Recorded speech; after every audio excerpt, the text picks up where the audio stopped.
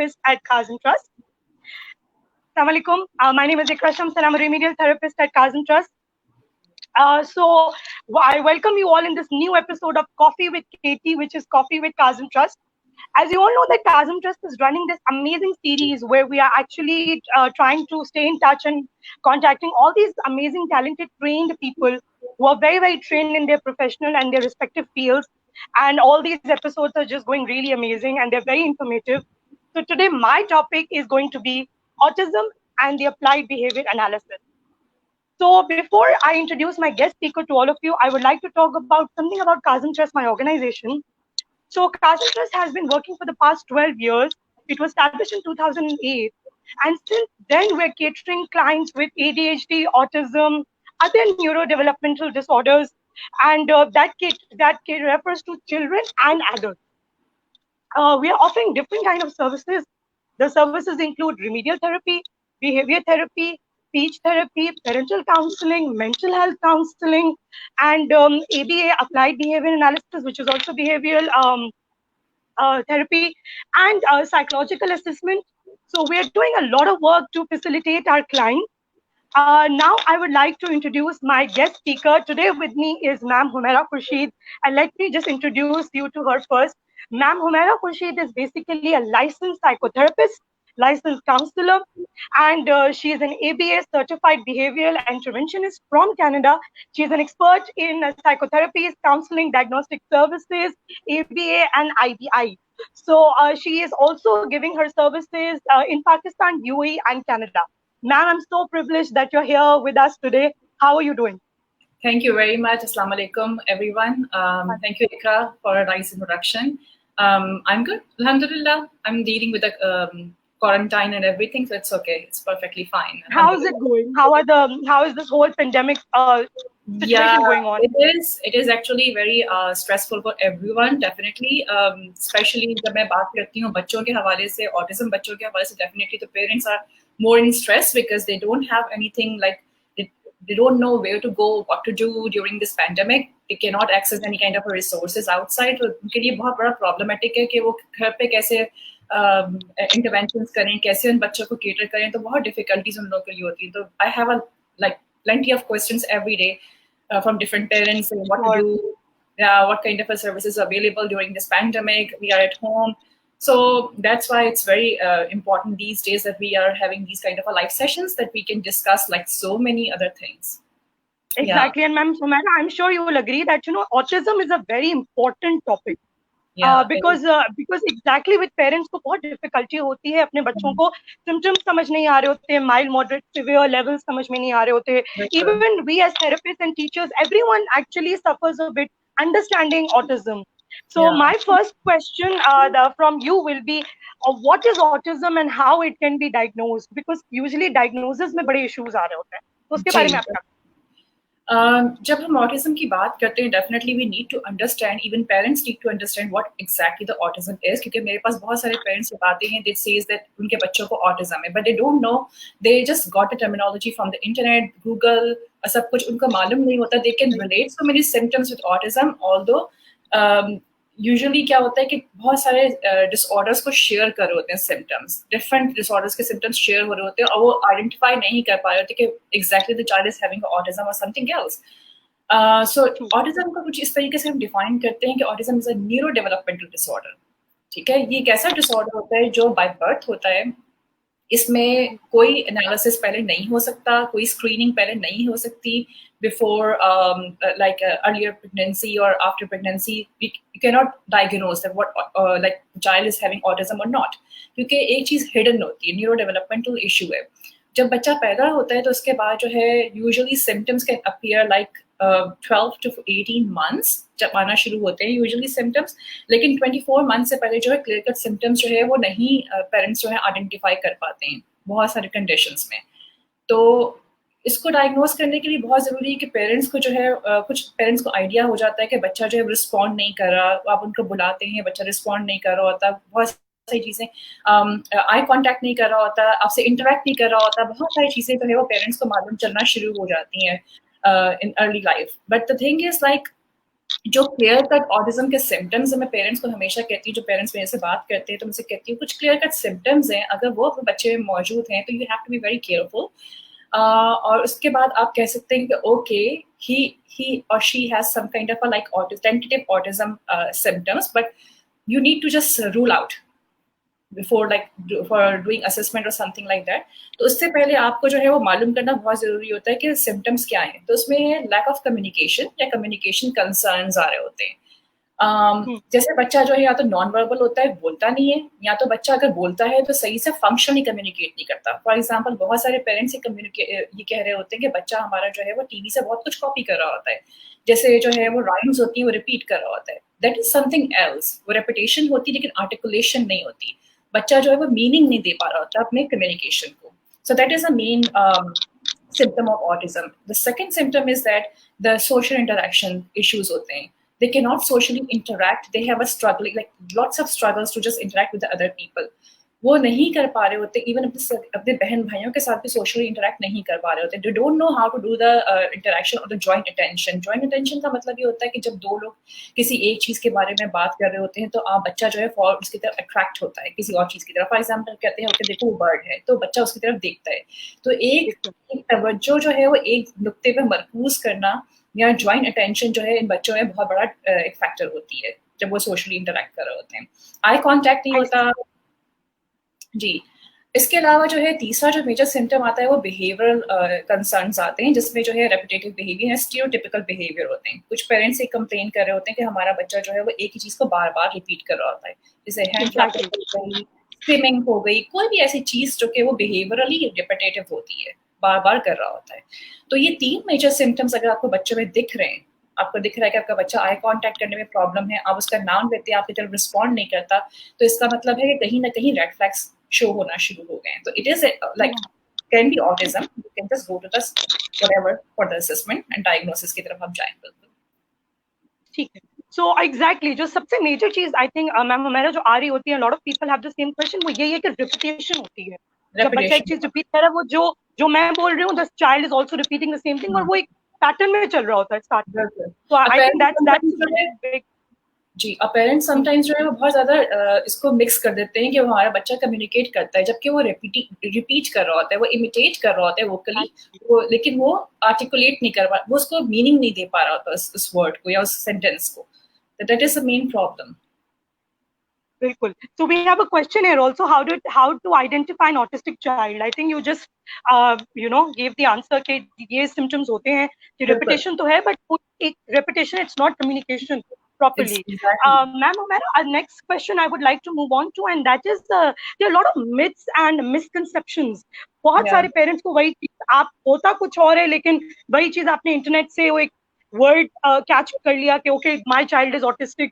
Teachers are labelling, क्योंकि उनको नहीं इतना आइडिया होता कि वो लेबल कर देते, घर में कोई लेबल कर देता है बच्चे को कि नहीं इसको ऑटिज्म है। So without knowing what are the myths and misconceptions do you come across, और क्या हमें अवेयर करना चाहिए? जी, असल में होता क्या है कि वही गूगल नॉलेज जो होती है, हाफ नॉलेज हमेशा जो है वो टॉक्सिक होती है। तो इसलिए पूरी नॉलेज लेना बहुत जरूरी, किसी भी प्रोफेशनल से, किसी भी प्रैक्टिशनर से जो कि जिसके पास क्रेडेंशियल्स, जिसके पास एक्सपीरियंस है उस चीज का। Better to go to the professional to understand what exactly the autism is, क्योंकि गूगल के ऊपर जो बहुत सारी इन्फॉर्मेशन आ रही होती है वो बहुत ज्यादा मिसकंसेप्शंस के साथ आ रही होती है।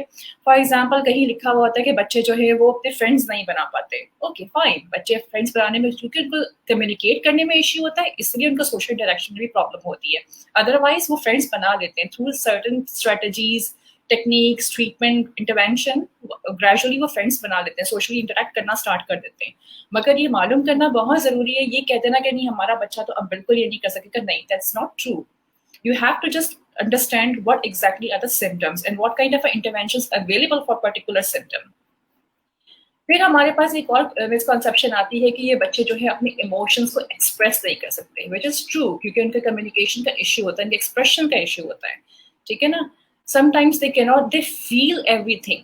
It's not because they are a normal human being. वो normal human being है, normal हम जैसे हैं, वो हम जैसे फील करते हैं, बल्कि हमसे कहीं ज्यादा ओवर सेंसिटिव भी हो सकते हैं बच्चे यूजुअली ओवर सेंसिटिव होते हैं, लेकिन वो कम्युनिकेट नहीं कर पाते। Just because of the communication, limited or restricted communication, they cannot express their emotions.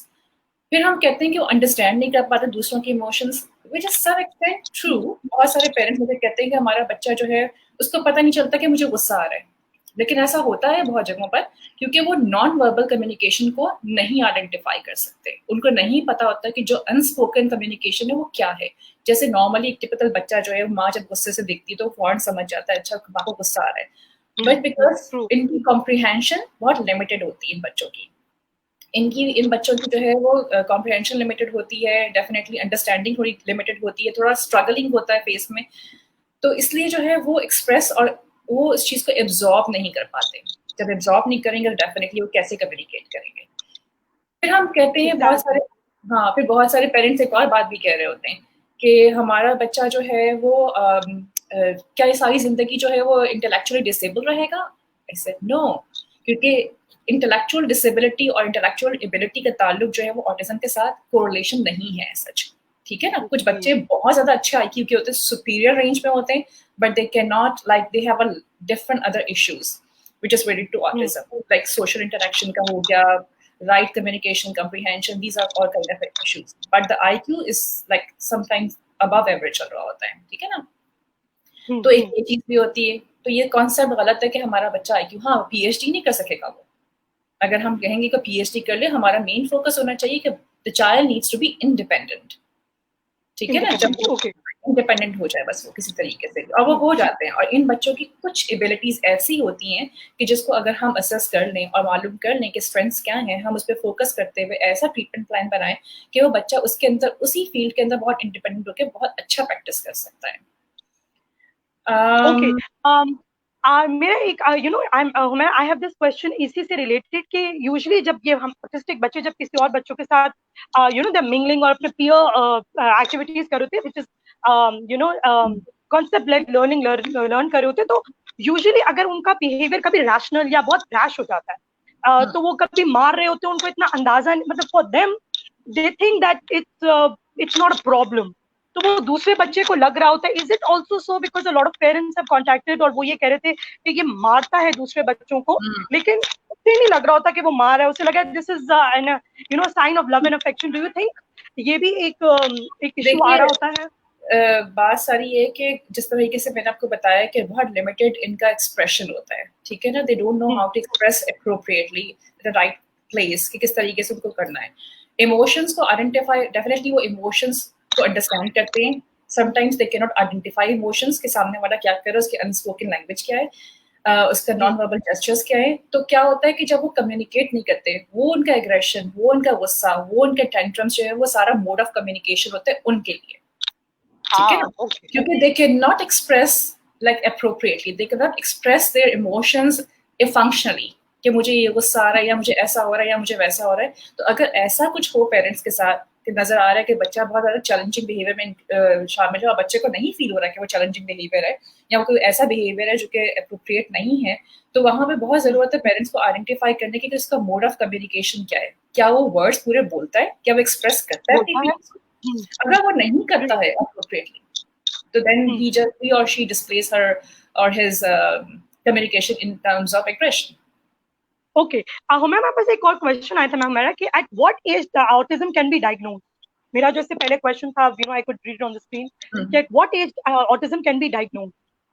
Okay, so जब आपको रेड फ्लैग्स पता चल गए कि आपके पास बच्चे के अंदर जो है रेड फ्लैग्स आ रहे हैं कि उसका जो आई कांटेक्ट नहीं है और उसका जो है वो सोशल इंटरेक्शन में भी प्रॉब्लम आ रही है, आप उसको नाम लेके बुलाते हैं तो रिस्पॉन्ड नहीं करता, तो you have to just quickly go to the child psychiatrist और साइकोलॉजिस्ट। तो वहां पे वो बताते हैं कि अच्छा ये सिम्टम्स है, ठीक है।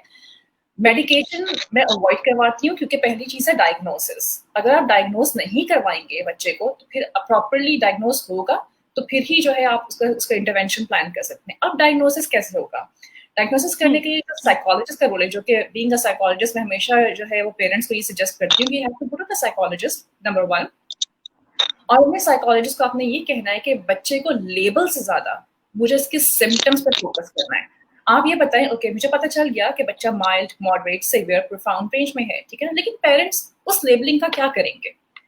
उस लेबल्स का पेरेंट्स नहीं कह सकते, ठीक है ना। तो एक अच्छे साइकोलॉजिस्ट का काम ये होता है कि वो असेस करे कि किस किस एरिया में उसकी डिफिकल्टी आ रही है ठीक है, कहाँ कहाँ पे एरिया में डिफिकल्टी आ रही है जहाँ डायग्नोसिस हम देते हैं। फॉर एग्जांपल अगर एक बच्चा माइल्ड ऑटिज्म के साथ आता है और ही और she can easily communicate but the functional communication is lacking there, तो हम फंक्शनल कम्युनिकेशन पे काम करते हैं। Again functional communication is different from the normal communication. बच्चा बोल तो रहा है मामा पापा, लेकिन मामा मुझे ये दो, या I want water, I want this, so there should be a functional communication वहां पे होनी चाहिए। अगर वो लैकिंग होती है तो बच्चे में फ्रस्ट्रेशन डेवलप हो जाती है, ठीक है ना।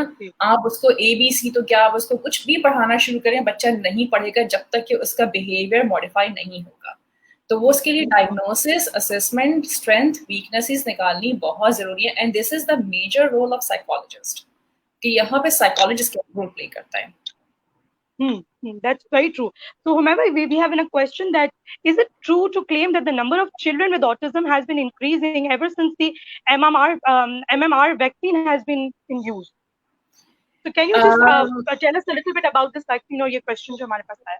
जी, ऐसा है कि बहुत सारी चीजें ऐसी हैं जो कि एविडेंस बेस्ड नहीं है अभी तक रिसर्च नहीं कंप्लीटली हुई है। We don't have any research based techniques available right now other than ABA और IBI, ठीक है। टीच हमारे यहाँ है, लेकिन मैं बहुत सारी चीज़ों के बारे में कहना चाहूँगी कि रिसर्च बहुत ज़रूरी है। अगर आप किसी भी वैक्सीन की, किसी भी डाइट प्लान की, किसी भी other than like evidence based treatment की बात कर रहे होते हैं, so you need to have like certain kind of literature review. अगर आपने लिटरेचर रिव्यू किया है, अगर आपको मालूम है कि इसकी कोई अवेलेबिलिटी, कोई रिसर्च मौजूद है, ठीक है ना, ऑथेंटिक रिसर्च। अब हमारे पास गूगल में बहुत सारी रिसर्चेस है, माशाल्लाह गूगल जो है वो बहुत अच्छा रिसर्च कर लेता है, लेकिन वो ऑथेंटिसिटी नहीं है उसकी। तो अगर वो ऑथेंटिक रिसर्चेस हैं तो फिर आप you can go for it. लेकिन कोई भी एज सच अभी तक जो मेरी नजर में चीज आई है, वो एज सच कोई ऐसी रिसर्च अवेलेबल नहीं है इसके लिए। तो without any research based treatment I would not prefer parents कि पेरेंट्स वहां तक जाएं और उस रिसोर्सेज को लें। Exactly. So I hope, Suhaila, we have answered your question as well. Acha, and why do you think assist? Because अभी आपने role of psychologist हमें discuss किया, that is also very important. कि वहाँ से हमें बहुत idea हो जाता है एक assessment necessary क्यों है? Usually जब भी parents हमारे पास आ रहे होते हैं या teachers को school में वो होते हैं, तो they just label them. So please, can you guide everyone, all the viewers who are watching, why is an assessment necessary? एक बच्चे के लिए assessment जरूरी क्यों है? देखिए, मैं पेरेंट्स से एक क्वेश्चन करती हूँ, आप चाहते क्या हैं? आप अपने बच्चे को लेबल करवाना चाहते हैं या बच्चे को ठीक करवाना चाहते हैं? ठीक है ना, दो कंडीशंस हैं आपके पास, ठीक है ना, सेंस कि आप उसके ट्रीटमेंट पे फोकस करना चाहते हैं, इंटरवेंशन पे। Definitely lots of parents says कि हम इसके इंटरवेंशन पे फोकस करना चाहते हैं। आप उसी वक्त इंटरवेंशन डिजाइन करेंगे जब आपके पास एक डायग्नोसिस मौजूद होगा, एक क्लियर कट पिक्चर होगी कि ओके बच्चा इज दिस, ठीक है ना, उसका ये लुक लाइक है, उसके अंदर ये स्ट्रेंथ है, ये वीकनेसेस हैं, ये बैगेज लेके वो कैरी कर रहा है, और उसके पास क्या क्या चीजें हैं जिसको हम जो है वो मजीद जो है वो उभार सकते हैं, और कुछ चीजों को हम जो है वो वर्क कर सकते हैं उसको कम करने के लिए। तो ये बहुत सारी चीजें जो है थ्रू असेसमेंट में पता चलती हैं। तो एक साइकोलॉजिस्ट का काम होता है कि वो असेस करे। अब प्रॉब्लम सारी ये है कि असेसमेंट कैसे की जाए। लेकिन अब साइकोलॉजिस्ट के पास बच्चे आते हैं असेसमेंट के लिए, हमारे यहाँ लेमैन को या पेरेंट्स को नहीं पता होता कि असेसमेंट क्या होती है, ठीक है ना। हमारे पास कुछ रिस्ट्रिक्टेड, कुछ लिमिटेड टेस्ट अवेलेबल हैं अनफॉर्चुनेटली, जो कि हम कर रहे थे, जिसको मैं डायग्नोस्टिक टूल्स नहीं कहती, जिसको मैं स्क्रीनिंग टूल्स कहती हूँ। जैसे हमारे पास जो है वो बेसिकली कार्ड्स यूज कर रहे होते हैं, जो कि एक interview, parents interview based questionnaire होता है। हमारे पास जो है वो एक वाइनलैंड टेस्ट होता है, जो कि स्टैंडर्डाइज टेस्ट है again, but it's interview based test, ठीक है ना। उसमें ऑब्जर्वेशन भी थोड़ी इंप्रूव होती है, मगर मेजॉरिटी वो इंटरव्यू बेस्ड होता है। हम पेरेंट्स से इंटरव्यू करते हैं, अच्छा बच्चा ये कर रहा है। अब यहाँ पे प्रॉब्लम ये आती है, कुछ पेरेंट्स डिनायल में होते हैं, तो वो सही से उसका रिप्लाई नहीं करते, ठीक है ना। अब कुछ पेरेंट्स जो हैं वो ओवर कॉन्फिडेंट होते हैं कि नहीं हमारा बच्चा कर सकता है और वो सब कुछ कर रहा है, ठीक है ना। तो वो ऑब्जेक्टिविटी की कमी होती है उसके अंदर। स्क्रीनिंग टूल्स जो क्वेश्चनर बेस्ड होते हैं उस पर ऑब्जेक्टिविटी की कमी होती है। यहाँ पे हम ये कर रहे होते हैं कि हम यहाँ पे पेरेंट्स को जो है वो ऑथेंटिक ऑब्जेक्टिव टेस्ट के ऊपर लेके आते हैं, जो कि एडॉस है। इसमें ऑटिज्म डायग्नोस्टिक स्क्रीनिंग टूल हम जिसे हम कहते हैं, वो अनफॉर्चुनेटली अभी तक मैंने यहाँ देखा नहीं है, लेकिन वो टूल हम यूज करते हैं। उसमें हम बच्चे को डिफरेंट एक्टिविटीज में एंगेज करके, जो कि डिफरेंट सिम्टम्स उसके होते हैं, उसके अकॉर्डिंग टू एक स्टैंडर्डाइज टेस्ट है, उसके थ्रू हम कर रहे होते हैं। तो हम एक ऑब्जेक्टिव एनालिसिस कर रहे होते हैं बच्चे का। तो वो एक ऑथेंटिक टेस्ट है, अगर वो हो पेरेंट्स के लिए तो बहुत अच्छा है, पेरेंट्स को बहुत इजीली पता चल जाएगा अच्छा किस किस एरिया में इशू आ रहा है, you have to start working on that area. क्योंकि क्या होता है, अगर डायग्नोसिस सही नहीं होगा, असेसमेंट सही नहीं होगी, डायग्नोसिस सही नहीं होगा, डायग्नोसिस सही नहीं होगा तो होता क्या है कि हैप्रेजेंटली काम हो रहा होता है, कभी कुछ पकड़ रहे होते हैं, कोई सिम्टम्स कभी कोई सिम्टम्स पकड़ रहे होते हैं, उससे क्या होता है कि बच्चे की वो चीज जो कि लैक कर रही होती है उस पर फोकस नहीं कर पाते और वो वहीं की वहीं रह जाती है। Early intervention is very much important. आपने उसका टाइम वेस्ट कर दिया, 5 साल से पहले अपने बच्चे की स्टार्ट कर दी इंटरवेंशन, अगर 5 साल के बाद आपने स्टार्ट की तो बहुत स्लो हो जाता है प्रोसेस। लैंग्वेज डेवलप हो रही है, तो जितना जल्दी आप डायग्नोसिस की तरफ जाएंगे, जितना जल्दी आप उसके सिम्टम्स की तरफ जाएंगे, उतना ही जल्दी इंटरवेंशन अप्लाई करेंगे और उतने ही जल्दी आपको ऑथेंटिक रिजल्ट्स मिलना शुरू हो जाएंगे। Thank you. That's a good answer. Now we have another question. It says, could you guide parents about locating authentic research? Should they be looking for certain reliable journals? Yes, there are lots of reliable journals available. ठीक है, हमारे यहाँ गावा है जो कि GABA जो कि जिनके पास authentic researches available हैं, हमारे पास academia है. There are lots of authentic researches available online. ठीक है, जब हम सर्च करते हैं हमारे पास जो है वो NCBA है, हमारे पास यूके की बहुत सारी वेबसाइट्स अवेलेबल हैं जिसके पास ऑथेंटिक रिसर्चेस मौजूद हैं. स्पेशली गावा जो है वो होती ही प्योरली ऑटिज्म के ऊपर है, वो लोग कर ही इसका एकेडमिया वो भी ऑटिज्म के ऊपर रिसर्च बेस्ड सारी उनके पास स्ट्रेटजीज होती हैं. आप बता रहे होते हैं कि कौन कौन सी चीज के ऊपर उन्होंने कौन कौन सी रिसर्च लगाई है, तो आपके पास बहुत क्लियर कट इंटरवेंशन की मौजूद होता है. Okay, so if my child has this thing, so we can like apply this evidence based strategy so we can get a better results. Oh, that's good. My next question would be, Ma'am Humaira, is कि what early treatment is essential for the children with autism? जैसे बच्चा diagnose हो गया या early treatment हम next क्या start कर सकते हैं बच्चे के साथ जो autistic है? बिल्कुल, जब बच्चा बहुत छोटा होता है, फॉर एग्जाम्पल जब आपने बताया कि 12 to 18 मंथ्स उसके सिम्टम्स आना स्टार्ट हो जाते हैं क्योंकि ये बाय बर्थ डिसऑर्डर होता है, तो जाहिर सी बात है कि सिम्टम्स आने शुरू हो जाते हैं. अगर पेरेंट्स आइडेंटिफाई कर लेते हैं एज सून एज पॉसिबल तो वो बेहतर है कि पहले तौर पे वो असेसमेंट करवा के उसके ऊपर काम स्टार्ट करें. अब काम जो है आपने जो है वो ट्रीटमेंट आपने बताया कि किस तरीके से जो है वो हम जितना जल्दी ट्रीटमेंट होगा उतना जल्दी वो पिक करेगा.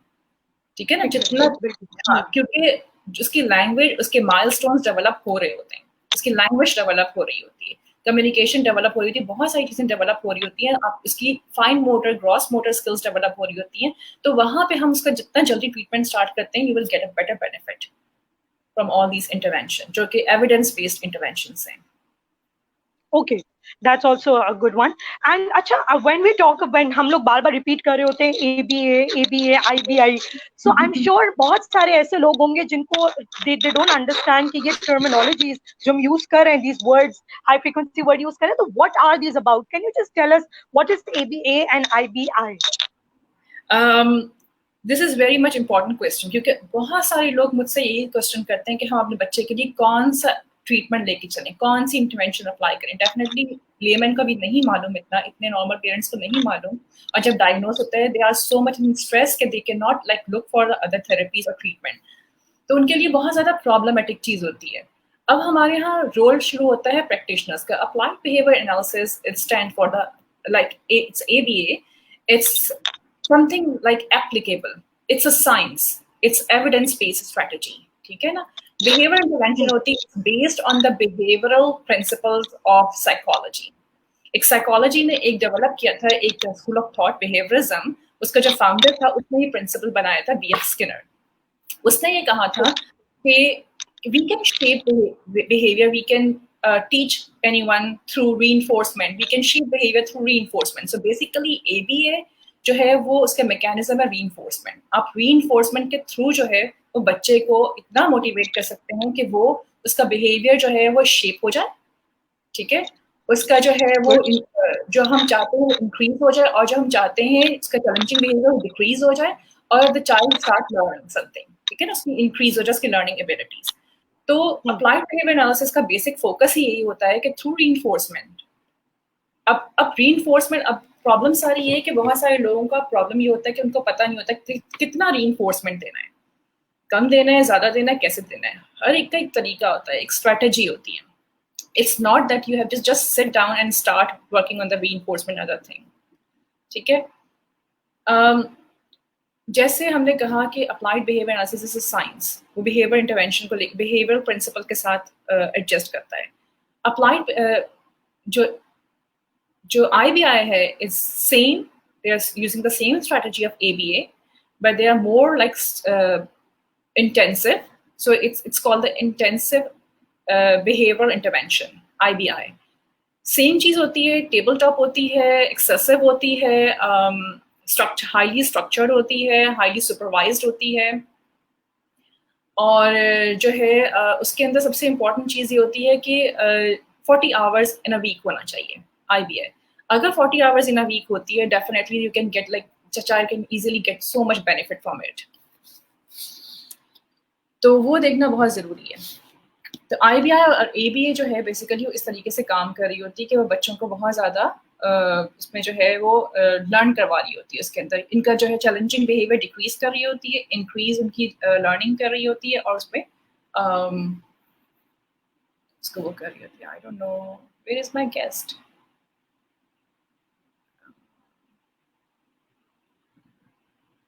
Hello Sarah, can you hear me? Yes.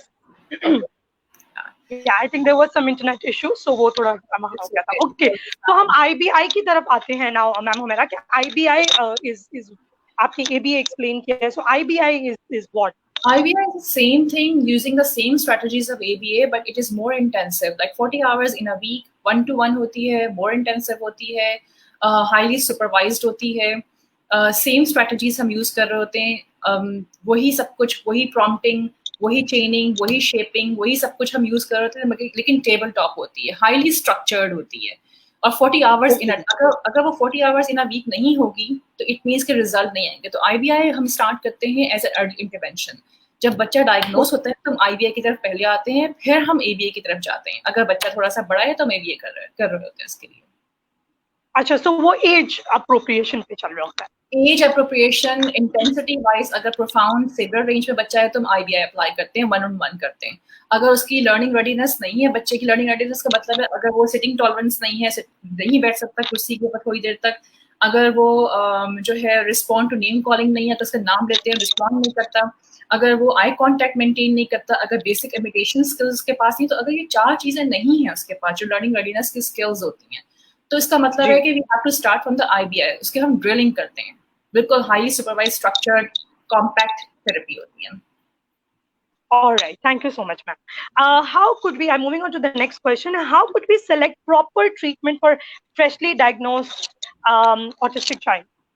या हमारे पास जो एक माइल्ड, मॉडरेट और जो लेवल्स आ रहे होते हैं, अगर ये भी आप एक्सप्लेन कर लें तो पेरेंट्स के लिए अच्छा हो जाएगा, जो एक्चुअली, और टीचर्स के लिए भी जो सुन रहे हैं, साइकोलॉजिस्ट हो गए, थेरेपिस्ट हो गए, कि हमें अंदाजा हो जाता है कि माइल्ड, मॉडरेट, प्रोफाउंड चाहिए, व्हाट आर दीज स्टेजेस, और कौन सा बच्चा कौन से स्टेज में ट्राई कर रहा होता है? बिल्कुल, देखिए पहले एक ज़माना था जबकि एस्पर्जर सिंड्रोम जो है, एस्पर्जर डिसऑर्डर जो था वो आइडेंटिफाई होता था। वो कहते थे कि बच्चा हमारा एस्पर्जर है, जिसको हम माइल्ड टू मॉडरेट ऑटिज्म के रेंज में हम डालते थे, ठीक है ना। अब उन्होंने सब एक कैटेगरी में डाल दिया ऑटिज्म की, इस पर उन्होंने जो है वो लेवल्स कर दिए उसके।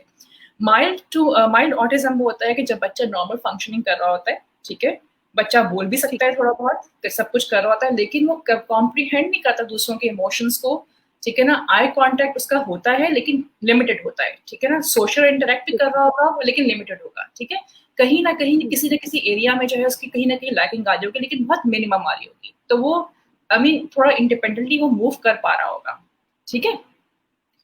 माइल्ड मॉडरेट वाले जो हैं उनकी लर्निंग, माइल्ड और मॉडरेट की लर्निंग बहुत अच्छी होती है, बहुत फास्ट लर्निंग होती है। अगर इनको प्रॉपर इंटरवेंशन दी जाए तो बहुत अच्छे से लर्न कर जाते हैं। और माइल्ड ऑटिज्म वाले जो है ये मेन स्ट्रीम में भी चले जाते हैं, बहुत मेन स्ट्रीम स्कूलिंग भी इनकी ईजिली हो जाती है। मॉडरेट रेंज में जो है उसमें थोड़ा सा फोकस करना पड़ता है उनकी कुछ स्किल्स के ऊपर, जो कि स्किल्स कहीं ना कहीं लैकिंग हो रही होती है। उनके स्किल्स को मैं फोकस कर लिया, सही आइडेंटिफाई करके सही इंटरवेंशन अप्लाई कर दी, तो बच्चा जो है बहुत कुछ लर्न कर सकता है, उसके अंदर लर्निंग एबिलिटी होती है मॉडरेट के अंदर, ठीक है।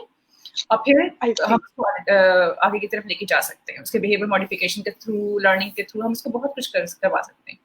लेकिन बात जब आती है सिवियर और प्रोफाउंड रेंज की, which is very very difficult time, ठीक है ना, क्योंकि वहाँ पे लर्निंग बहुत डिफिकल्ट होती है, क्योंकि उनके अंदर बहुत सारी स्किल्स जो हैं वो बहुत ज़्यादा लैकिंग कर रही होती है। उनको नहीं हमें पता होता कि कहाँ पे कहाँ प्रॉब्लम आ रही होती है, और बहुत सिवियर रेंज में प्रॉब्लम आ रही होती है।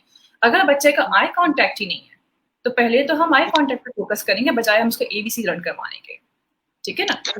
अगर आई कांटेक्ट नहीं है और हम उसको सिटिंग टॉलरेंस पे लेके आ गए तो यूजलेस है। पहले eye contact and then sitting tolerance, तो बहुत सारी चीजें हम इसके साथ हमें आइडेंटिफाई करने की इसीलिए जरूरत होती है कि क्या बच्चा हमारा मॉडरेट है या सिवियर रेंज में। अगर तो सिवियर है तो डेफिनेटली ये सिम्टम्स के पास होंगे, अगर हैं तो पहले हमें इस पे फोकस करना है।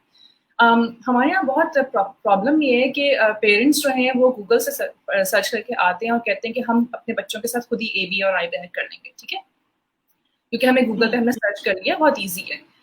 आई एग्री कि ईजी है, लेकिन चूंकि ये बहुत स्ट्रक्चर टेक्निक है, आपको नहीं मालूम, अगर आपने सपोज कि आपके पास डायग्नोसिस आ गया कि बच्चा जो है वो सिवियर रेंज में, ठीक है ना, या माइल्ड रेंज में, सपोज के माइल्ड रेंज में, लेकिन आपको नहीं पता कि कौन कौन से सिम्टम्स जो हैं उसके, उस पर हमें फोकस करना है। पहले प्रीरिक्विजिट्स क्या होनी चाहिए एक पर्टिकुलर इंटरवेंशन के, तो हमें पहले वो एक साइकोलॉजिस्ट का या एबीए स्पेशलिस्ट का जिसके पास क्रेडेंशियल है, मैं अगेन बात करूंगी एबीए थेरेपिस्ट जिसके पास क्रेडेंशियल के साथ, जरूरी नहीं कि वो खाली आरबीटी हो, बल्कि उसके पास एबीए का एक्सटेंसिव एक्सपीरियंस भी होना जरूरी है, क्योंकि जब तक आप इम्प्लीमेंट नहीं कर सकते जब तक आपके पास एक्सपीरियंस ना हो।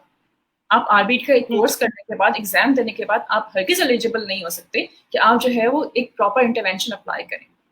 ये बहुत बड़ी प्रॉब्लम है, ठीक है ना, क्योंकि क्या होता है, क्योंकि आपको पता है रीइंफोर्समेंट अप्लाई करते हैं, आपको पता है प्रॉम्प्टिंग दी जाती है, कब कैसे कितने स्केड्यूल के साथ कहाँ उसको मॉडिफाई करना है, कभी कम करना है, कभी ज्यादा करना है, क्या करना है, ये या तो आप अंडर सुपरविजन आप करेंगे, ठीक है ना, या आपके पास थोड़ा एक्सपीरियंस हो जाता है तो आपको आइडिया हो जाता है, अच्छा अब ये बच्चा जो है इसके अकॉर्डिंगली आज हमें थोड़ा सा इसका रीइंफोर्समेंट को बैक करना होगा, ठीक है।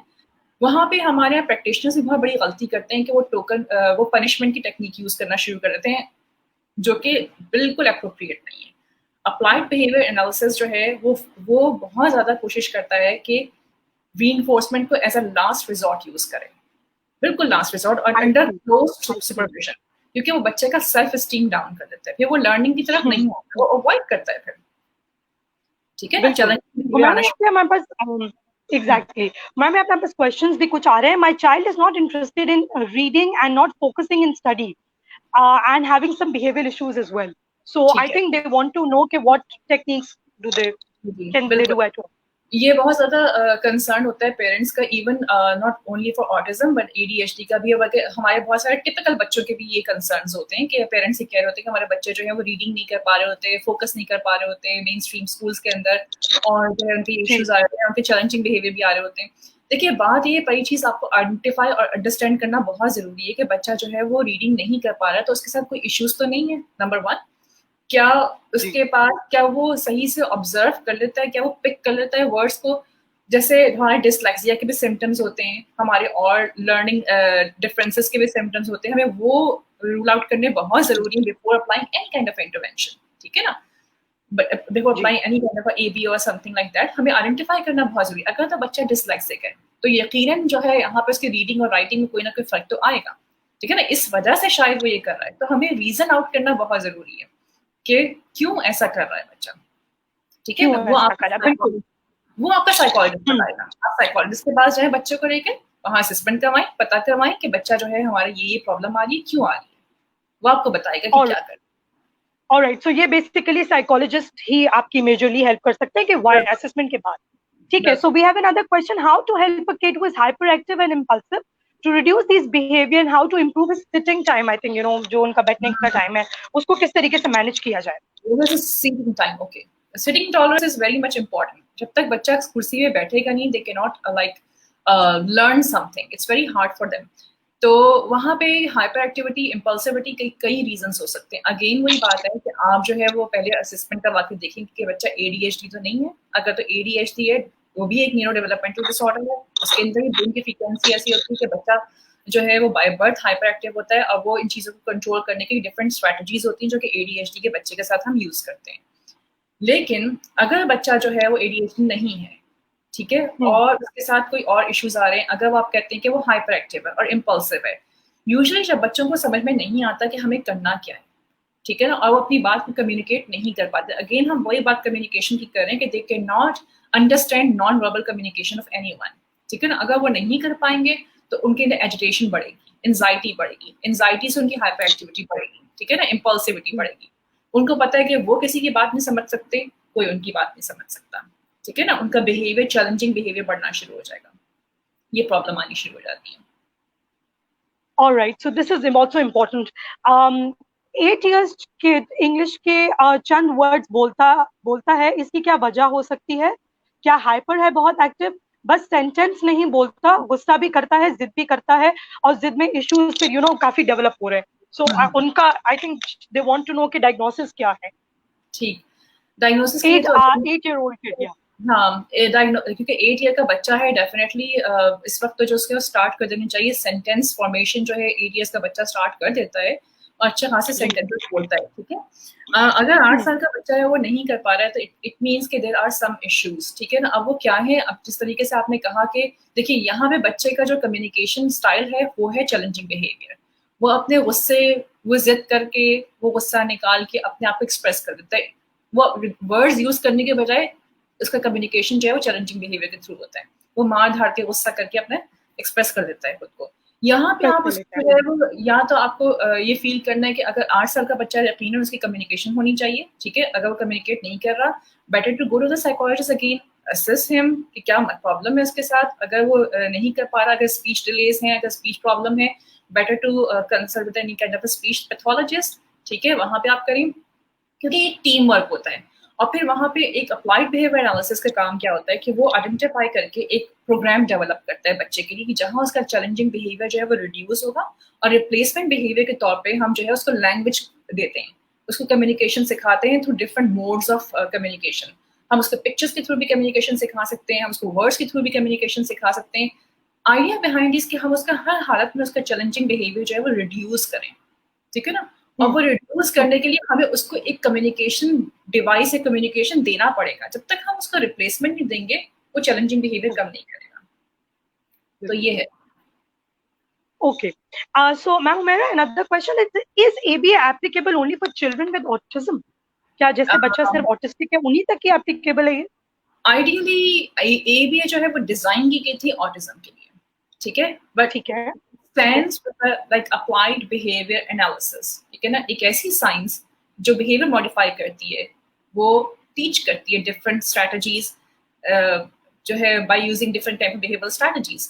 तो इसमें क्या होता है कि ये स्ट्रेटजी हम किसी के लिए भी यूज कर सकते हैं, ADHD के लिए भी यूज कर सकते हैं, हम किसी भी लर्निंग डिफरेंसेस के लिए भी यूज कर सकते हैं, क्योंकि थ्रू रीइंफोर्समेंट हम उसको सिखा रहे हैं, उसको सिटिंग टॉलरेंस सिखा रहे हैं, उसको बोलना सिखा रहे हैं, उसको कम्युनिकेट करना सिखा रहे हैं, उसके चैलेंजिंग बिहेवियर को रिड्यूस करें। इवन जो टिपिकल बच्चे होते हैं, जो नॉर्मल मेन स्ट्रीम में जाने वाले बच्चे होते हैं, उनके साथ भी बिहेवियरल कंसर्न्स बहुत सारे होते हैं। उनके लिए भी ABA is very good, very excellent therapy, क्योंकि वहां पे आइडिया ही पेरेंट्स को होता है कि अच्छा हम अपने बच्चे का ये वाला बिहेवियर कैसे कंट्रोल करें। So you have to understand exactly what ABA इज। सबसे पहली चीज आपकी ये है, ठीक है ना। पेरेंट्स को ये समझना बहुत जरूरी है कि कहाँ कहाँ पे हम ABA अप्लाई कर सकते हैं और मॉडिफाई कर सकते हैं उनके चैलेंजिंग बिहेवियर को। Definitely we can use for any kind of a disorder. Oh, that's very nice. Okay, is ABA appropriate to older children as well? ABA है appropriate बड़े बच्चों के लिए भी? जी बिल्कुल। जिस तरह ऑटिज्म जो है वो खत्म नहीं होता। बहुत सारे लोग कहते हैं जब हमारा बच्चा बड़ा होगा तो ऑटिज्म खत्म हो जाएगा। Autism is a neuro development disorder, ठीक है ना। ये कभी खत्म नहीं होता। हाँ, मॉडिफाई हो सकता है, आप इसके बिहेवियर मॉडिफिकेशन कर सकते हैं, आप उसको नई स्किल्स टीच कर सकते हैं, आप इसको जो है वो बहुत सारी चीज़ों में चेंजेस लेके आ सकते हैं, इसके स्किल्स को इन्हांस कर सकते हैं, जो उसके पास ऑलरेडी स्किल्स होती हैं, इंडिपेंडेंट बना सकते हैं उसको, लेकिन ये कभी खत्म नहीं होता। फिर क्या होता है कि जब बच्चा जो है वो ओल्डर एज की तरफ आना शुरू होता है तो उसको ट्रांजिशन चाहिए होती है स्कूल से। कुछ ऑटिज्म बच्चों के साथ ये कंसर्न्स होते हैं कि वो ट्रांजिशन में बहुत प्रॉब्लम कर रहे होते हैं। एक क्लास से दूसरी क्लास में जाने के लिए बहुत बड़ा इश्यूज होते हैं, क्योंकि उनको सोशल इंटरेक्शन में बहुत बड़ा इशू होता है। वो अगर एक के साथ फ्लेक्सिबल हो जाते हैं, एडजस्ट हो जाते हैं, तो वो दूसरे के साथ होने में उनको बहुत टाइम लगता है। ठीक है ना। कोई भी नया एनवायरनमेंट अडॉप्ट करने के लिए उनको बहुत टाइम चाहिए। तो वहां पे जरूरत इस बात की होती है कि हम उनको जो है वो डिफरेंट स्ट्रेटजीज, ABA के स्ट्रेटजीज के थ्रू जो है वो ट्रांजिशन में हेल्प करवाते हैं। तो yes, ABA can work for the older kids too, उनकी ट्रांजिशन में, उनके स्कूलिंग में, उनके रिलेशनशिप में कैसे जो है वो रिलेशनशिप बिल्ड कर सकते हैं, कैसे वो जॉब कर सकते हैं। तो ABA हर जगह उनकी हेल्प करी होती है। इवन उनकी करियर डेवलपमेंट में ABA plays a vital role. कि अगर मुझे पता होता है कि मेरा बच्चा जो है वो उसकी ऑर्गेनाइजेशनल एबिलिटीज बहुत अच्छी हैं, ठीक है ना। तो मैं उसी तरह की जॉब सर्च करूंगी उसके लिए जो उसकी ऑर्गेनाइजेशन एबिलिटीज को और एनहेंस करे। फॉर एग्जांपल मैं से स्टैकिंग का काम किसी भी सुपर स्टोर के अंदर स्टैकिंग का काम करवा दूंगी या कोई ऐसा करवा दूंगी, तो ये एग्जाम्पल है इसकी। तो ओल्डर एजेस में बहुत ज्यादा एप्लीकेबल होती है ये भी, जिस तरह से बचपन में होती है। So we have another question over. What kind of reading remediation program are you utilizing for children diagnosed with dyslexia or with reading or writing difficulty? That is your question, Ikra. It is my question. So, Asad, we have basically being remedial therapists. Yes, we do apply a lot of intensive and extensive high frequency words, consonants, diagraphs. We have this whole plan and programme, जैसे कि miss Humaira ने भी कहा कि ये एक बड़ा team work होता है और बहुत एक स्ट्रक्चर्ड प्लानिंग होती है जो हम रिमीडिएशन में भी कर रहे होते हैं अपने प्रोग्राम विद डिस्लेक्सिक किड्स. तो we don't really just jump on to reading एकदम से with very high frequency word. We start, for example, with short vowels, then long vowel, consonants, diagrams. हम 2-letter, 3-letter word की structuring करते करते intensive, extensive coding की तरफ चले जाते हैं. Decoding of words हम बच्चों को सिखाते हैं. So it's a whole process. और with writing also, if depending on the age of the kid, कि अगर बच्चा बहुत छोटा है तो पहले तो हम उसके ग्रिपिंग पे कॉन्सेप्ट करेंगे. We focus on the concept of the gripping. अगर ग्रिप उसकी बिल्कुल बेहतर हो गई, then obviously we start with very easy structuring कि वो आराम से बना सकें अपने words, and then we move on eventually कि हम उनके साथ वो grippers and different activities. It's a whole structured plan जो हम बच्चों के साथ कर रहे होते हैं. पूरा एक remediation plan होता है जो बच्चों के साथ हम strategies, not just paper pencil, but other things as well. I just want to add as a ABA therapist, क्योंकि जब हम ABA थेरेपी कर रहे होते हैं हमारे पास 24 डोमेन्स हैं जो कि हम एबल्स की फॉलो कर रहे होते हैं. उसके अंदर उन डोमेन्स के अंदर जो है वो बहुत स्ट्रक्चर्ड प्रोग्रामिंग होती है जो कि हम बच्चों के लर्निंग के लिए ऐड करते हैं, जिसमें राइटिंग भी है, रीडिंग भी है, सब कुछ है. ठीक है ना. थ्रू प्रॉम्प्टिंग हम उनको असिस्टेंस पूरी देते हैं बच्चे को, ताकि वो कहीं से भी फेलियर ना आए और वो कहीं भी जो है वो लैक ना करे. जैसे मेन स्ट्रीम स्कूल के अंदर इस वक्त मैं एज अ बिहेवियर इंटरवेंशनिस्ट काम कर रही हूँ, तो मैं वहाँ पे जो है वो बच्चों को जो है वो बिल्कुल ग्रेजुअली उनके उसके ऊपर लेके चलते हैं, बिल्कुल बिगिनिंग से, और उनकी स्किल्स चेक करते हैं कि कहाँ पर अगर उनकी फाइन मोटर है, अगर वो ग्रिप कर सकते हैं, then definitely we have to just work on other prompting strategies, जो कि और फिर आहिस्ता आहिस्ता उसको फेड आउट करते हैं ताकि वो कम्प्लीटली डिपेंडेंट ना हो जाए उस चीज के ऊपर, थ्रू रीइंफोर्समेंट, डिफरेंट टेक्निक्स. तो ये सारा एक एबीए का एक बहुत जो है एक स्ट्रक्चर्ड प्लान है. Exactly. I think even with remediation also मेरा बग्री करने की कि पूरा प्लान होता है जो कि हमें फॉलो करना होता है, और we can't just be sitting to one strategy. बहुत सारी strategies हमें within the time period एक हम लोग पूरा एक follow up कर रहे होते हैं. So we had a question कि what a high functioning autism, high functioning autism. What a high functioning autism? High functioning autism को हम कहते हैं माइल्ड ऑटिज्म. ठीक है ना. जो कि हाई फंक्शनिंग होते हैं माइल्ड टू मॉडरेट रेंज के ऑटिज्म होते हैं, जो कि अपनी सारी चीजों को अभी कुछ चीजें परफॉर्म एग्जैक्टली कर रहे हैं. उनके पास pencil, for example pencil grip होती है, पेन पकड़ सकते हैं, लेकिन they don't know how to write properly. ठीक है. They can like they know how to speak something, मगर उनके वर्ड्स की आर्टिकुलेशन नहीं हो रही होती है, फोनिक्स नहीं आ रहे होते हैं. ठीक है. तो यहाँ पे हम उनको डेवलप करते हैं. तो हाई फंक्शनिंग जो है वो सब कुछ अपने जो अगर हम टेस्ट करते हैं, जैसे साइकोलॉजी के टेस्ट करते हैं VABS, वाइनलाइन अडेप्टिव स्केल, तो वहाँ पे हमें पता चल जाता है अगर उसकी डेली फंक्शनिंग जो है वो अप्रोप्रिएट है. फॉर एग्जांपल बच्चा आपकी बात समझता है, काम करता है, अपने नॉर्मल रूटीन को फॉलो कर रहा है, वॉशरूम इंडिपेंडेंटली जाता है, सब कुछ कर रहा है, लेकिन बहुत सारी चीजों में वो और lacking I. For example socially interact नहीं कर पा रहा, कोई रेपिटेटिव बिहेवियर मूवमेंट है उसकी. ठीक है ना. स्पीच जो है उसके पास है मगर अप्रोप्रिएट नहीं है, सोशली सिग्निफिकेंट नहीं, जिस तरह पे वो अपने इमोशंस को वो एक्सप्रेस कर सके या वो इमोशंस को जो है इनकॉर्पोरेट कर सके. तो ये सारी चीजें देखना ये हाई फंक्शनिंग का वो होता है. क्या है इमरान, क्या 8 साल तक का बच्चा सेंटेंस नहीं बोले तो क्या इन फ्यूचर वो सही से बोल सकेगा? आप ऐसा देखती हैं कि किसी बच्चे को 8 या 9 साल के बाद बोलना ठीक से? वो ये कहना चाह रही है कि 8 साल का बच्चा अगर वो सेंटेंस नहीं बोले तो क्या वो फ्यूचर में भी नहीं बोल सकता? देखिए अगेन वही बात है कि पहली चीज तो अपने बच्चे की असेसमेंट करवाइए. ठीक है ना. ताकि पता चल जाए कि वो क्यों नहीं बोल रहा, क्योंकि 8 साल का बच्चा है, जाहिर सी बात है एक क्रिटिकल टाइम स्टार्ट हो चुका है जहाँ पे उसको स्पीच उसकी आनी चाहिए. ठीक है. नहीं आ रही है, there are lots of other reasons, ठीक है ना। आप उसकी असेसमेंट करवाइए, नंबर 1, नंबर 2, अगर वो नहीं बोल पा रहा तो उसकी स्पीच थेरेपी जो है उसके लिए रेकमेंड, अगर आपका साइकोलॉजिस्ट करता है then you have to just go for the other thing. अगर आपको लगता है कि हाँ उसकी speech therapy, applied behaviour analysis जो है वो भी जो थेरेपिस्ट होता है वो भी यही काम कर रहा होता है कि स्पीच के ऊपर काम कर रहा होता है बच्चे की। वो डिफरेंट स्ट्रैटेजीज के थ्रू जो है उसको स्पीच, उसको लैंग्वेज दे रहा होता है, उसको फोनिक्स सिखा रहा होता है, उसको लैंग्वेज डिफरेंट चीजें सिखा रहा होता है, उसको इमिटेशन, वोकल इमिटेशन सिखा रहा होता है, उसके थ्रू जो है वो उसको कम्युनिकेशन सिखा रहा होता है, थ्रू पिक्चर्स कम्युनिकेट। असल मकसद जो है कम्युनिकेशन का ये है कि बच्चा जो है अपनी अपनी नीड्स को, अपनी डिजायर्स को एक्सप्रेस कर सके थ्रू वर्ड्स और थ्रू समथिंग। अगर तो आप कहती हैं कि वो नहीं बोल सकता, वो बोल भी सकता है, लेकिन डेफिनेटली चूंकि उसको बहुत स्ट्रगल होगी। 8 साल का वो हो चुका है। प्लीज अगर बच्चों को कोई ऐसे इश्यूज आ रहे हैं 5 साल से पहले, उनको फौरन पकड़ लें और फिर काम करना स्टार्ट कर दें as early as possible. Alright, thank you so much Asad, no problem at all. So exactly हम लोग, अच्छा एक ये भी चीज आ रही होती है मेरा कि बच्चे, अगेन ये एक एज रिलेटेड चीज चली होती है कि अगर कुछ सर्टेन एज में बच्चा बोल भी रहा है तो क्या हम उसको एक स्पेसिफिक एज पे पकड़ सकते हैं, या ऑटिज्म कभी भी डेवलप हो सकता है बीच में, अगर कभी असेसमेंट नहीं करवाई, पेरेंट्स को पता नहीं चला? That's a very personal question of mind, क्योंकि आई हैव ऑब्जर्व समवन कि उन्होंने कभी भी, बच्चे के इतने सिम्टम्स नहीं थे लेकिन एक लेटर एज में एक सिम्टम्स शो होना शुरू हो गए, या तो नेग्लिजेंस थी तो पता नहीं चला शुरू से। तो क्या आपको लगता है कि ये शुरू से ही होता है, या ये किसी भी एज में इमर्ज एक्टिव होते ही है शुरू से ऑटिज्म, देखिए या फिर एक इमर्जेंस कभी किसी भी एज में हो सकती है? मैंने आपको पहले बताया था कि autism is a neuro developmental disorder, ठीक है ना। ये बाय बर्थ होता है, ये हम कह नहीं सकते कि बच्चे का कभी भी जो है वो सिम्टम्स आना शुरू हो जाए, ऐसा नहीं होता।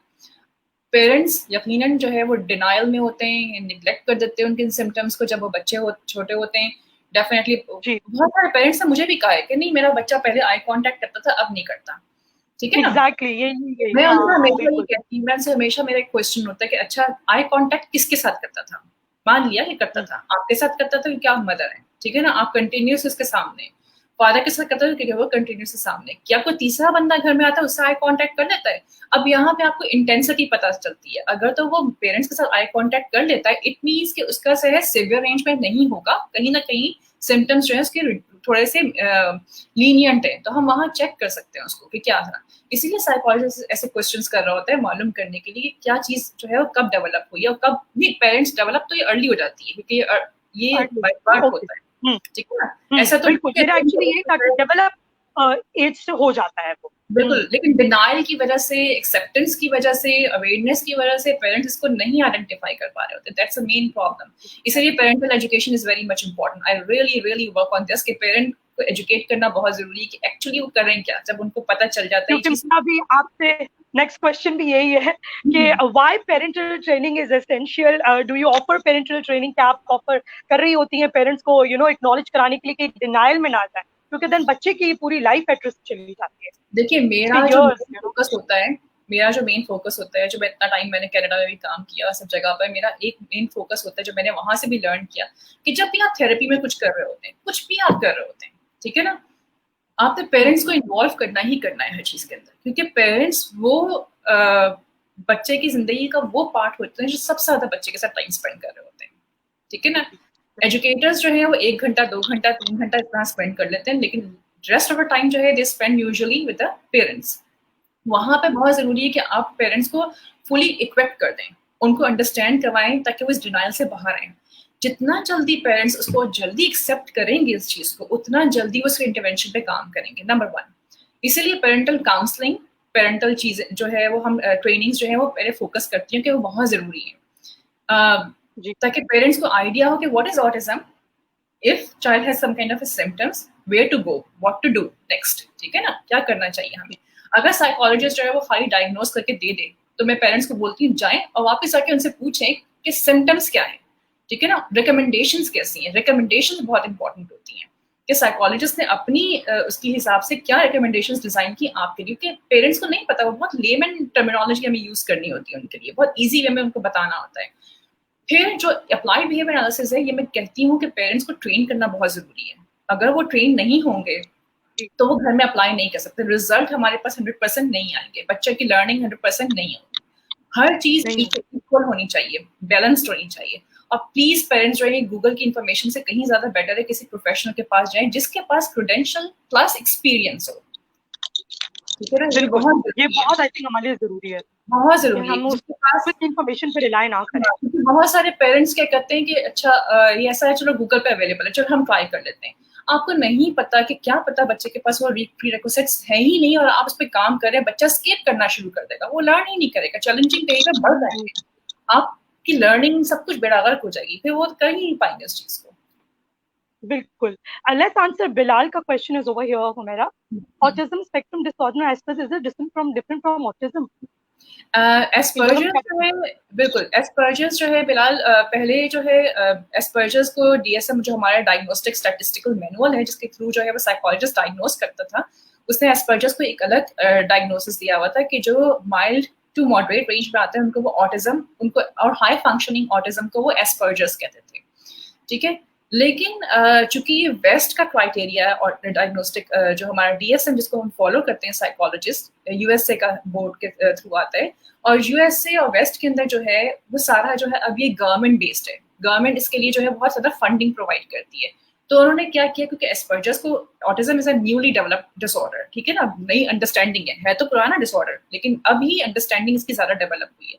उन्होंने क्या किया, इसको उठा के एक अम्ब्रेला में डाल दिया ताकि पेरेंट्स को ज्यादा फंडिंग मिल सके, पेरेंट्स जो है वो फंडिंग अप्लाई कर सके, इसलिए उन्होंने एस्पर्जर्स को ऑटिज्म में हाई फंक्शनिंग करके डाल दिया। हालांकि ये हाई फंक्शनिंग ऑटिज्म डिसऑर्डर ही है, ठीक है एस्पर्जर्स, अब हम एस्पर्जर्स का नाम नहीं यूज करते हैं तो, लेकिन ये हाई फंक्शनिंग ऑटिज्म डिसऑर्डर है, अब ऑटिज्म की कैटेगरी में आ गया है just because west they have like lots of funding available for the autism, that's why the parent usually go for the diagnosis of autism, that's the main. Oh, that was pretty informative. Very nice. And what kind of treatment is available for treatment over here in Pakistan for autism वगैरह? आपको कहते हैं कि हम लोग एक अब high structured मतलब हम वो हो गए इतने केपेबल है, हमारे पास कौन कौन सी ट्रीटमेंट अवेलेबल है पाकिस्तान में?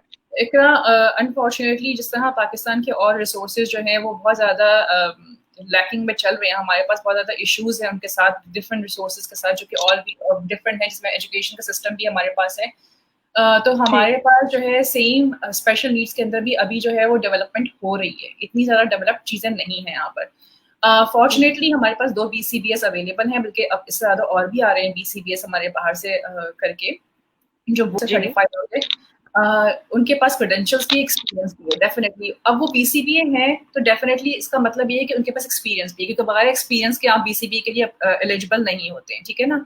बगैर एक्सपीरियंस के लिए आप RBT के लिए तो एलिजिबल हो सकते हैं लेकिन उसके लिए नहीं हो सकते, ठीक है ना। RBT कोई भी ऑनलाइन एग्जाम पास करके, जो कि इस वक्त फ्री अवेलेबल है बहुत सारे गूगल के ऊपर, आप एग्जाम पास आई मीन तैयारी कर लें, जाके एग्जाम पास कर लें बोर्ड से, and then you can get your RBT certification, लेकिन इट डजंट मीन आपके पास वो एक्सपीरियंस है, ठीक है। तो पाकिस्तान के अंदर बहुत सारे लोग, जिस तरह मैं पहले शुरू में वर्कशॉप्स वगैरह मैंने आके यहाँ की थी 2018 के अंदर, तो बहुत सारे लोगों ने मुझे ये कहा था कि हम RBTs हैं, तो मैंने उनसे पहला क्वेश्चन किया, अच्छा ठीक है, चूंकि because it's based on the this strategy is based on the reinforcement, ठीक है। आप मुझे सिर्फ इतना जवाब दें कि नेगेटिव रीइंफोर्समेंट और पनिशमेंट में क्या डिफरेंस है, और हार्डली सिर्फ 2 लोग मुझे बता सके पूरे ऑडियंस के अंदर कि इनमें क्या डिफरेंस है। जब तक आपको एक प्रोफेशनल को बेसिक्स नहीं पता होंगी, आप कैसे वर्क करेंगे, आपको कैसे पता चलेगा कि कितना थिन करना है रीइंफोर्समेंट को, कहाँ आपने जो है रीइंफोर्समेंट को आपने स्ट्रेटजीज डिफरेंट करनी है, कहाँ डिफरेंशियली रीइंफोर्स करना है बिहेवियर, कहाँ रिप्लेसमेंट अप्लाई करना है, कहाँ एक्सटेंशन अप्लाई करनी है। जब आपको ये सब कुछ पता ही नहीं होगा तो आप कैसे अप्लाई करेंगे इस चीज को। तो पाकिस्तान में अभी इतनी ज्यादा अवेयरनेस, आई मीन अवेयरनेस है, लोग कर भी रहे हैं, लेकिन यहाँ पे जो है वो एक मेथड यूज होता है टीच, ठीक है। उसके बारे में मैं थोड़ा सा कहना चाहूंगी कि टीच जो है वो बहुत अच्छी स्ट्रेटजी है, लेकिन वो एकेडमिक बेस्ड है, ठीक है। वो बताता है कि जो है बच्चे को क्या चीज़ें लर्न करनी चाहिए, राइटिंग, रीडिंग, कॉम्प्रिहेंशन, क्या क्या चीज़ें होनी चाहिए, but they don't focus on the behaviour modification. Behaviour को मॉडिफाई करने के लिए आपको ABA टेक्निक चाहिए। ABA जो है वो दोनों चीज़ों के साथ लेके चलती है कि बच्चे का चैलेंजिंग बिहेवियर भी ऊपर ना जाए और उनकी लर्निंग भी प्रॉपर हो जाए according to the child's current level of functioning. तो वहाँ पे जो है वो उसकी पूरा प्रॉपर डिजाइन किया जाता है। तो ये हमारा करना कि कौन सही से सर्विसेज प्रोवाइड कर रहा है, क्योंकि वरना आपके बच्चे का टाइम वेस्ट होगा। कंप्लीटली वेस्ट, टाइम वेस्ट होगा, पैसा वेस्ट होगा, और पेरेंट्स जो है इतने ज्यादा स्ट्रेस में होते हैं कि उनकी समझ नहीं आता कि वो कहाँ जाएं। तो इसलिए please be honest with your practitioner, be honest with profession. अगर आप पेरेंट्स हैं तो बी लाइक विजिलेंट, कि आपको पता होना चाहिए कि आप कहाँ जा रहे हैं, कहाँ से सर्विसेज ले रहे हैं, क्या चीज आप ले रहे हैं, ठीक है? That's very important. Ma'am Humaira, I'll be going on to my second last question and then obviously we'll be moving on. Where would they go for education? ऐसे बच्चों को मेन स्ट्रीम में रहना चाहिए? बहुत सारे पेरेंट्स का भी एक क्वेश्चन होता है, टीचर्स का भी, मेन स्ट्रीम में हो या हम स्पेशल नीड स्कूल में इन बच्चों को करवाएं विद ऑटिज्म? आप क्या, what is your suggestion and what is your advice on that? It's a very good question, क्योंकि यहाँ पे जो है पेरेंट्स यूजुअली मुझसे भी बार पूछ रहे होते हैं कि क्या मैं अपने बच्चों को मेन स्ट्रीम में करवाऊँ कि ना करवाऊँ। अब प्रॉब्लम सारी ये है कि हमारे पास अनफॉर्चुनेटली पाकिस्तान में जैसा वेस्ट के अंदर जो है मेन स्ट्रीम स्कूल के अंदर कोई भी डिफरेंटली एबल बच्चा जो है वो पढ़ सकता है मेन स्ट्रीम, क्योंकि वहाँ पे उनके पास रिसोर्स टीचर, शैडो टीचर, उनके पास सर्विसेज होती है, ठीक है ना? बिल्कुल। हमारे पास अनफॉर्चुनेटली ऐसी कोई सर्विस अवेलेबल नहीं होती है। बहुत मुश्किल से हम कोई हायर कर लें, पेरेंट्स बाहर से रिसोर्स टीचर तो हो जाए, अदरवाइज स्कूल्स नहीं करते हैं, ठीक है? इंक्लूसिव एजुकेशन हमारे यहाँ बहुत लिमिटेड है, बहुत लिमिटेड रिसोर्सेज हैं। स्पेशल नीड्स बच्चे हैं हमारे पास जो अच्छा काम कर रहे हैं, लेकिन अगर आपका बच्चा हाई फंक्शनिंग है, ठीक है, तो आई वुड नॉट प्रेफर कि वो किसी स्पेशल नीड में जाए, क्योंकि उसके पास वो बेसिक स्किल्स मौजूद हैं। सिर्फ आपको सिर्फ मॉडिफाई करना है, उन पर वर्क करना है, और बच्चा जो है वो इंडिपेंडेंस की तरफ चल पड़ेगा, ठीक है? थोड़ा सा उसको मॉडिफिकेशन की जरूरत है। यहाँ पे रिसोर्स टीचर पार्ट प्ले कर सकती है एक मेन स्ट्रीम स्कूल के अंदर, अगर मेन स्ट्रीम वाले जो है परमिशन दे दें। कुछ मेन स्ट्रीम यहाँ बहुत अच्छे हैं, जिस स्कूल में मैं काम करती हूँ एक्सीलेंट स्कूल है वो बहुत अच्छे से रिसोर्सेज प्रोवाइड करता है, बहुत अच्छे से हर चीज देता है, देखता है। वहाँ पे अनफॉर्चुनेटली कुछ ऐसे बच्चे हैं जो कि आ जाते हैं एडमिशन के टाइम पर, लेकिन फिर स्कूल जो है वो उनको प्रोवाइड सर्विसेज करता है, ऐसी चीज नहीं कि उसको बिल्कुल छोड़ देता है, सर्विसेज प्रोवाइड की जाती है, तो कि मुझे बहुत अच्छा लगा। अच्छा, दूसरा आपने कहा कि अगर बच्चा सिवियर रेंज में है तो डेफिनेटली बच्चा जो है वो नॉर्मल फंक्शनिंग मेन स्ट्रीम के स्कूल की तरफ नहीं जा सकता। अगर आपका बच्चा कुर्सी पे नहीं बैठ सकता, अगर आपका बच्चा आई कांटेक्ट नहीं करता, तो मैं इसको मेन स्ट्रीम में स्कूल में लेके क्या करूंगी? उसके लिए भी खराब है और स्कूल के लिए भी खराब है, ठीक है? दोनों चीजें बिल्कुल पेरेंट्स के अंदर होनी चाहिए कि हाँ मेरे बच्चे में ये सिम्टम है, पहले मुझे इसको एबीए थेरेपिस्ट के पास लेके जाना है, इसकी बेसिक जाना है, then we have to move on to the mainstream school. All right. Thank you so much, Ma'am Humaira. It was a wonderful interview, so powerful and so informative. बहुत ही मजा आया मुझे आपके साथ सेशंस में, हमने सबके आंसर्स किए क्वेश्चंस को, क्वेरीज को, and thank you so much for your time. आपने बहुत हमें फिल इन किया है, and it was very very knowledgeable for me as well as a therapist. बहुत सारी चीजें हमने आज आपसे सीखी हैं, so thank you so much for giving us your time. Thanks a lot, and I would like to thank all my viewers for watching, and if you still have any queries please do contact Kazim trust. We are here to facilitate you. हम आपको हर type की facilitation देने के लिए तैयार हैं। जैसे मैंने अपने इंट्रोडक्शन में भी कहा कि हम बहुत सारी सर्विसेज ऑफर कर रहे हैं। You can contact our management is very prompt and we are active in replies, so please do let us know. Thank you so much and everyone stay safe, take care of yourself. अल्लाह हाफिज। Take care, अल्लाह हाफिज। Thank you ma'am, अल्लाह हाफिज।